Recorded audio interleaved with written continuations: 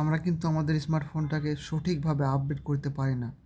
এর ফলে কী হয় যে আমাদের স্মার্টফোনটা প্রচুর পরিমাণে হ্যাং করে। তো আজকে ভিডিও দেখাবো যে কী করে আপনার স্মার্টফোনটাকে সঠিক পদ্ধতিতে আপডেট করবেন এবং আপনার ফোনটা ভালো করে যাতে রান করে সেই প্রসেসটা আপনাকে আজকে জানিয়ে দেবো। তো চলুন আজকে ভিডিও শুরু করা যাক। তো এই জন্য আপনাকে প্রথমে সেটিংসে আসতে হবে। সেটিংসে এসে নিচে আসবেন। নিচে এসে এখানে লেখা দেখতে পাবেন, যে লেখা থাকবে সফটওয়্যার আপডেট। এখানে ট্যাপ করবেন। ট্যাপ করার পর দেখতে পাবেন যেখানে নিচে লেখা থাকবে checks for updates, checking for update লেখা থাকবে এরকম। তো এখানে ট্যাপ করবেন।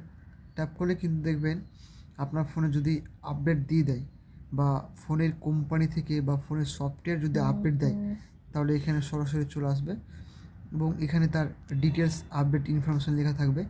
দেখুন অন ইউআই 8.5 অ্যান্ড্রয়েড 16 ভার্সান এবং এটার সাইজ বা কত এমবি সেটা হচ্ছে 337 এমবি।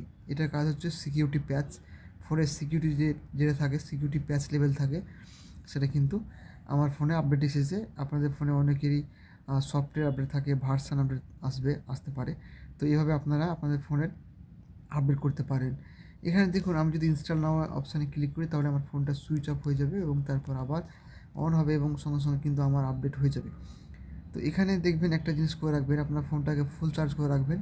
ফোনটা ফুল চার্জ না থাকলে কিন্তু আপনার ফোন আপডেট হবে না কখনো।